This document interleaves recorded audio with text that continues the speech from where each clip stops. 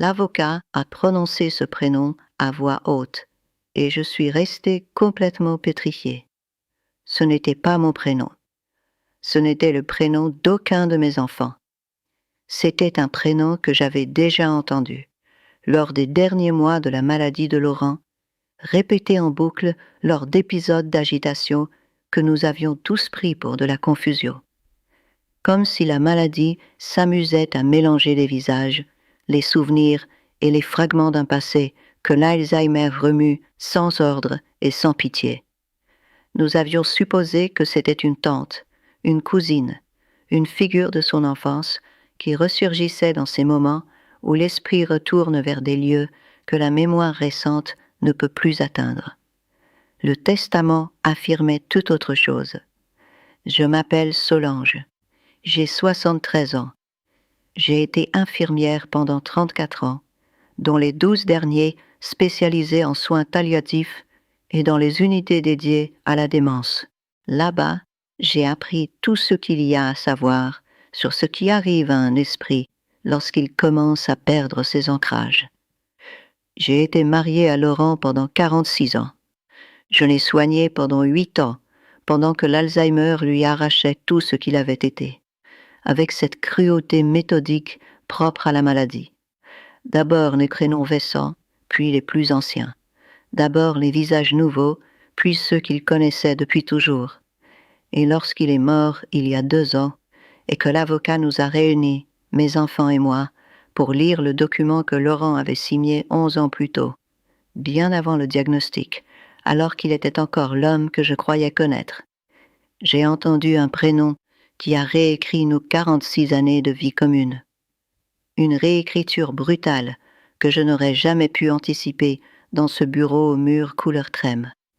Je vais tout vous raconter, depuis le début, parce que cette histoire n'a aucun sens si l'on n'en connaît que la fin.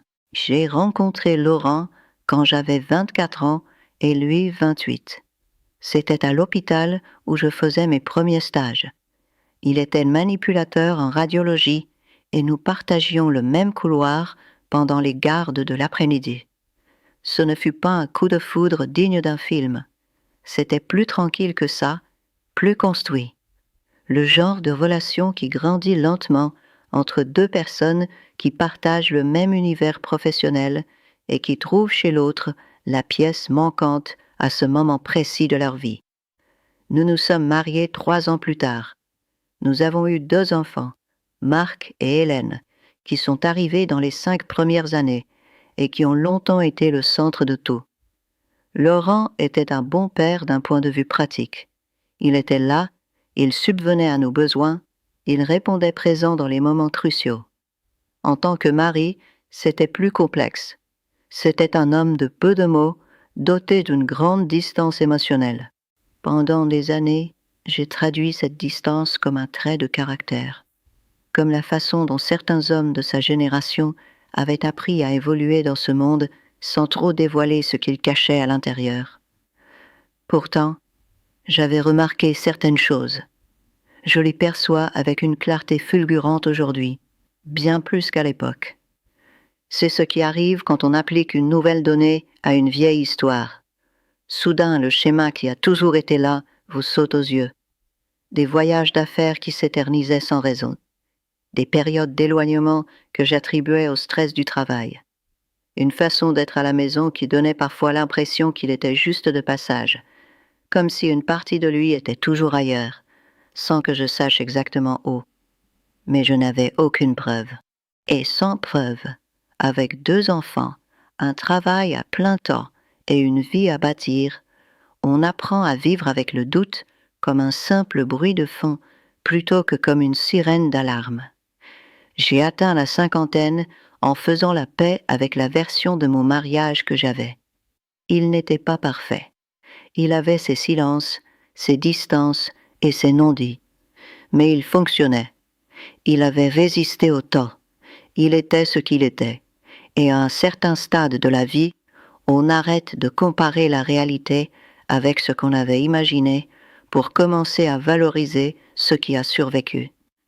Laurent avait 67 ans quand le médecin a prononcé le diagnostic. Moi, J'en avais 63 et 30 ans de carrière hospitalière derrière moi. Je savais ce qui nous attendait.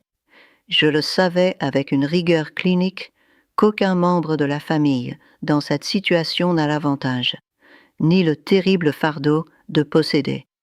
Je connaissais les étapes, je connaissais la progression, je savais ce qui disparaît en premier, ce qui s'efface ensuite, et ce qu'il reste à la toute fin, quand presque tout s'est évaporé.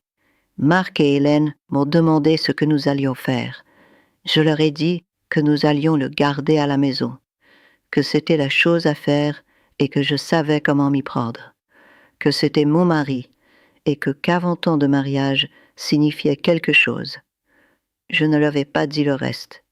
Ce que j'ai pensé en secret, cette nuit-là, seule dans la cuisine, alors que Laurent dormait déjà. Il y avait une part de moi qui espérait que prendre soin de lui serait une façon de retrouver quelque chose, de récupérer, dans cette proximité forcée et inévitable, une étincelle de ce que notre mariage avait été avant que les années ne cèdent le pas à la distance.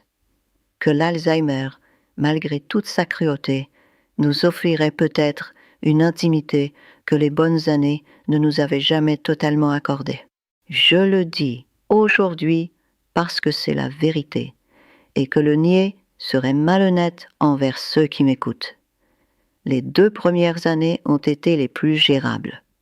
Laurent avait encore des périodes de lucidité qui pouvaient durer des heures. Il reconnaissait encore les enfants, il me reconnaissait la plupart du temps. Il y avait encore des conversations, même si elles devenaient plus courtes et plus simples au fil des mois. Je me suis organisée avec la précision de mes 30 années de métier. Médicaments à l'heure pile, routine stricte, stimulation cognitive, exercice adapté, alimentation contrôlée. J'ai tout fait, pas parce que j'espérais inverser l'irréversible, mais parce que c'était la seule façon que je connaissais pour prouver que mes actes avaient de la valeur. La 3e et la 4e année, Laurent a commencé à perdre les prénoms. D'abord les plus récents, les voisins, les collègues. Un matin, il m'a regardé au petit déjeuner avec cette expression si particulière qu'ont les patients à ce stade.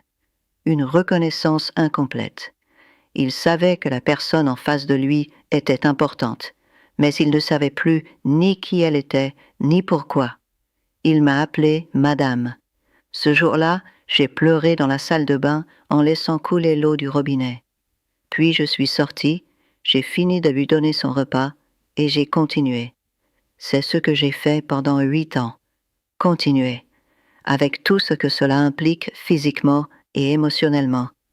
Les nuits blanches, la désorientation nocturne, les épisodes de panique où je devais utiliser tout mon savoir pour le calmer.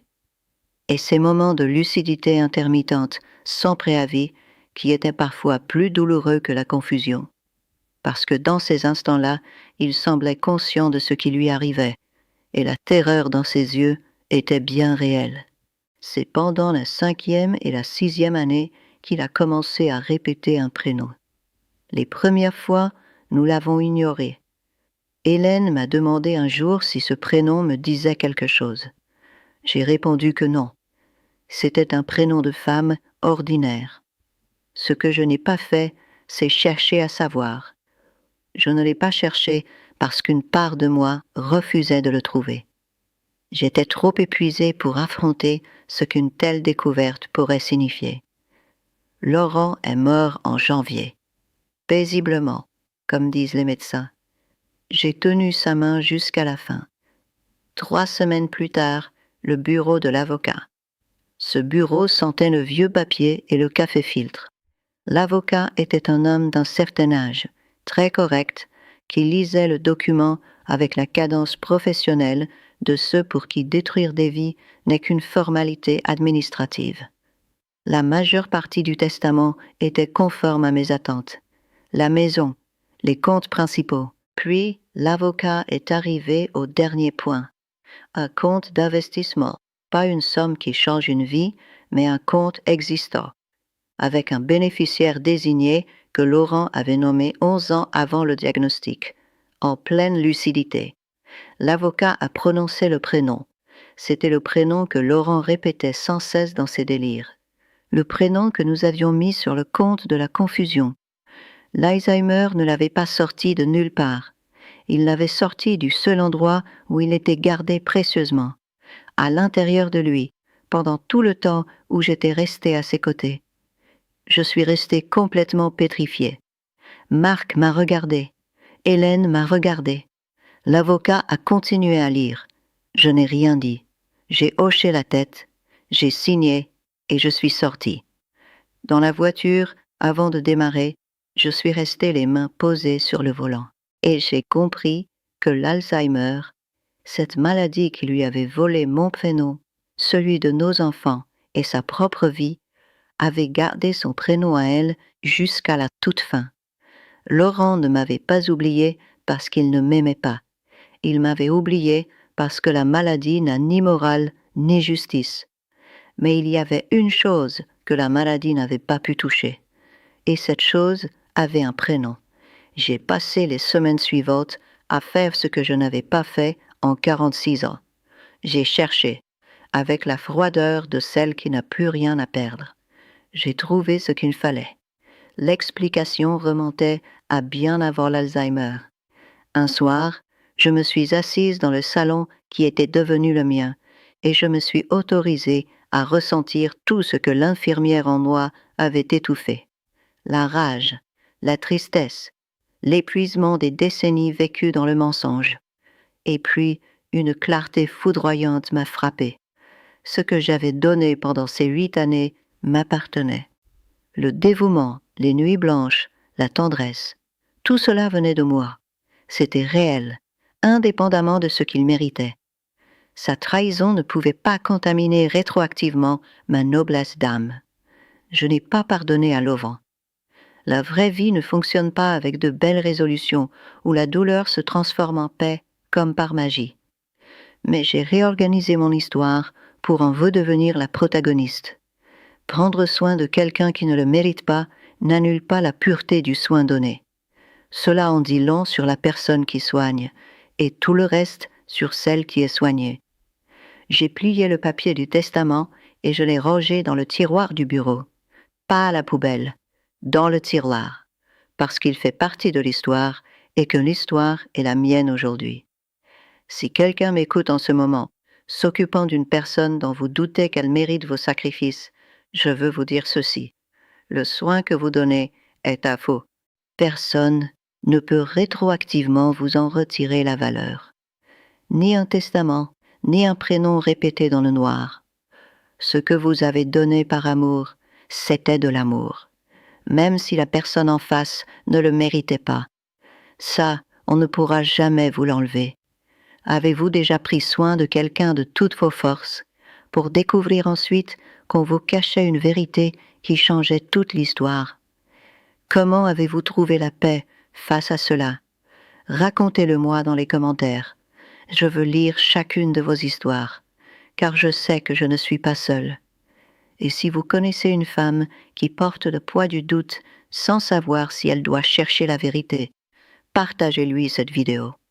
Parfois, savoir qu'une autre a traversé les flammes et a trouvé son chemin est la seule chose dont on a besoin.